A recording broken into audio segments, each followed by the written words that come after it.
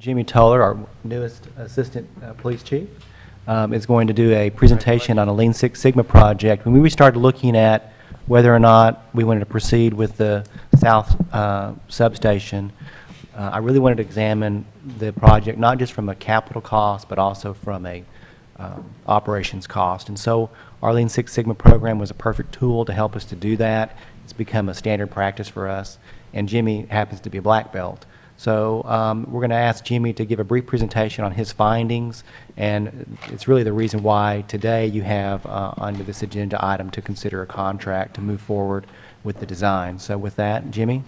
Good morning, Mayor. Good morning, Council members. Mr. McDaniel. I appreciate the opportunity to come to you today and kind of express how the vision of the police department and where we see ourselves going in the future. I was asked in February to do a black belt project or Lean Six Sigma project on the cost analysis for a development of a substation. We started with, we're very fortunate we had the Tyler 21 comprehensive plan that gave us a lot of information. We knew how the development was going in the city of Tyler. And since 1950 to 2006, we've seen a 314% increase in the amount of available land space in the city limits of Tyler. And even though there's been development in every direction, the majority of that's been towards the south. In addition, since 1976, when we established the police department where it is right now, we've seen a continued development southward. As represented in this chart right here, the blue area shaded is a continued expansion towards the south, and we see ourselves getting further away from the actual citizens that are in that part of the city. We looked at the Tyler 21 available land, and the vacant parcels right now is at 41% of all the vacant land in 2006 consists of land that was between Jacksonville and Troop Highway, south of the Loop. We also looked at the emerging growth areas, with 3 of them being right there targeted around Broadway, which you see Broadway. You see the area around Jacksonville going down towards Loop 49 and south. And you also see the area going towards Biloxi right there. So kind of we see the emerging growth and where the direction the city of Tyler is still headed. We also looked at the priority annexation. The #1 priority annexation is still going up on Highway 69 towards Lindale, where that development's going. But also Area B, which was the old Jacksonville Highway corridor, Jacksonville to Broadway, south of 49. It actually continues around Loop 49 right there, where we see a continued development going on. We looked at the capital improvements program with the city engineer, Mr. Delaney. We compared, and what it does is actually look at the infrastructure needs and where we're at right now. The Tyler in the 2012-13 CIP, the city of Tyler substation was ranked #6 with a score of 40.6, and I was glad to see that in the new one that's proposed that we'll be #3, and we are the highest ranking public safety project that is ranked right now. We looked at the planned land developments, some of the ones that do the research that we looked at. We looked at the Cumberland Place West, this is on Cumberland right there. We looked at the proposed expansion of the Tyler Convention Center, which is one of the ones that we see more growth going towards the south.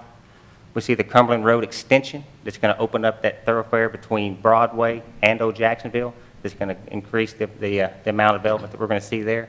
And we also looked at just what we've talked about in the last few months is the village at Cumberland Park is being a huge development that's going to require more police presence, more police personnel, so we can make sure that we properly take care of the things we're supposed to take care of.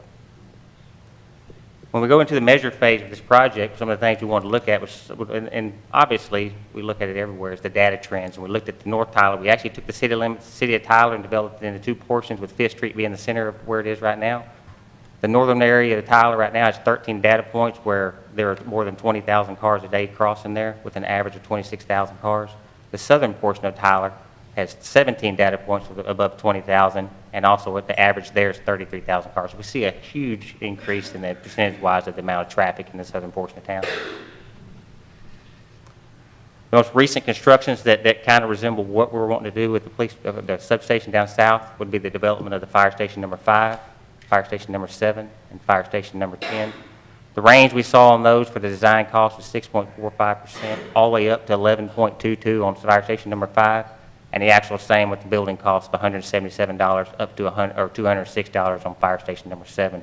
Using those averages of 7.91 and $192 per square foot, and through communications with the city engineer, Carter Delaney, we used the projection of 10% for the design cost, and actually $190 per square foot is the number we use for the actual development of the construction. In reference to our actual operating costs, what we looked at is the fiscal years 9-10, 10-11, 11-12, and we identified operating costs outside of personnel costs or other vehicle costs that we're not going to be expanding. We're talking about lights and power, natural gas, water, building maintenance, those types of accounts like that to kind of see where we're at, where we're trending on those.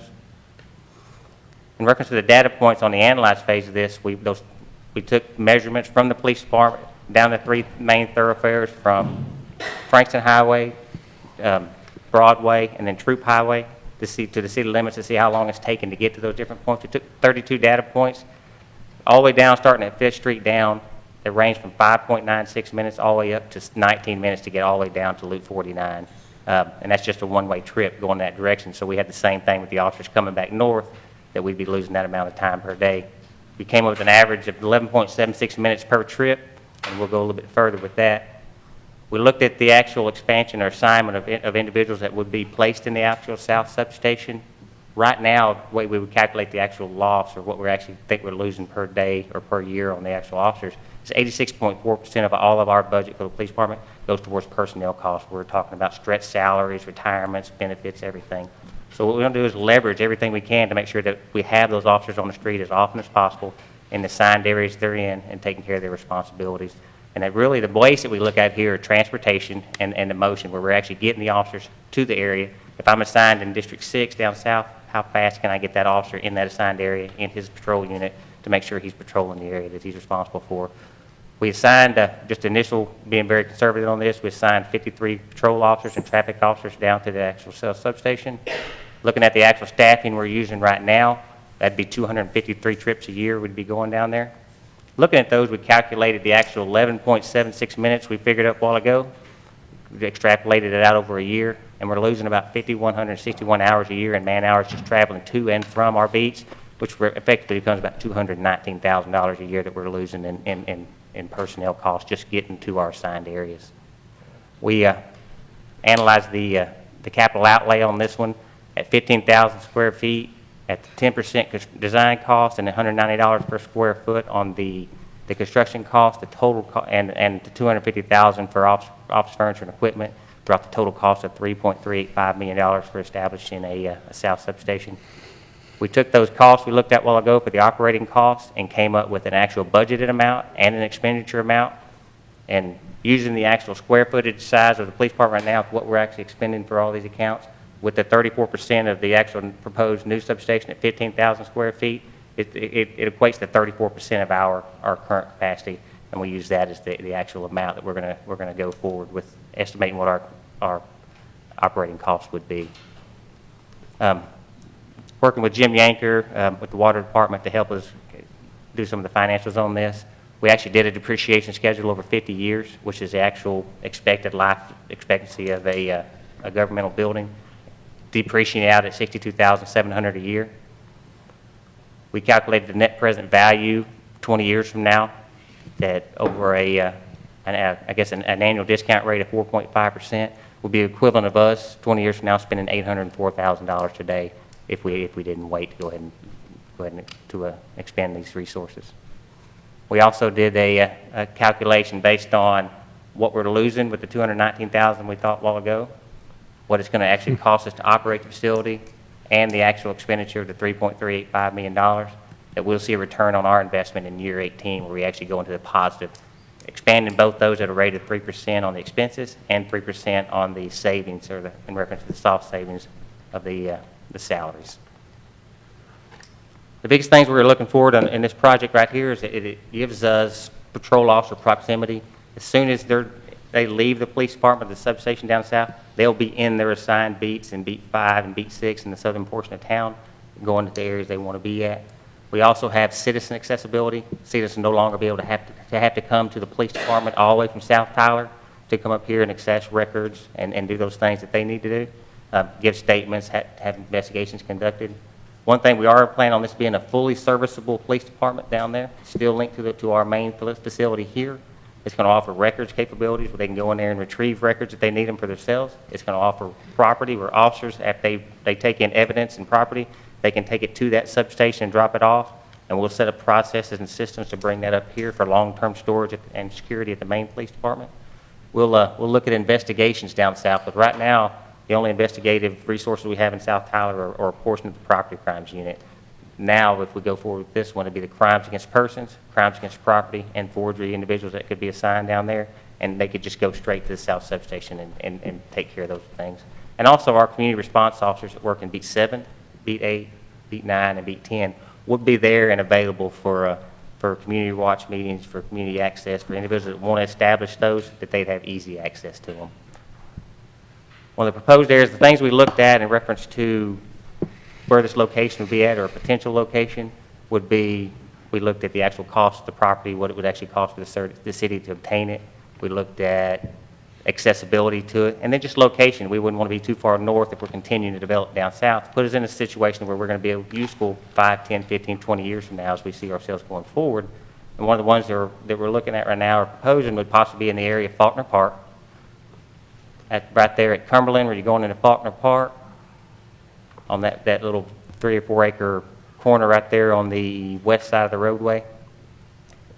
And if we go forward today, then we're looking at a projected time of 31 months. That would put us right at the end when Cumberland Park goes through and it opens up and gets full access to there.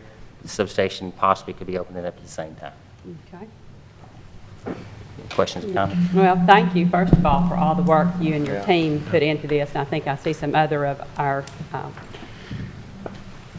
green belts and black belts and just some of our really qualified people that help work with this. I appreciate all the detail you went into, and I think I wanted this to be on today's agenda, especially in view of our report on the Lean Six Sigma, because I want the community to understand that we take these commitments very seriously to the community and how much time and energy and effort goes into just analyzing and getting to the point where we are today.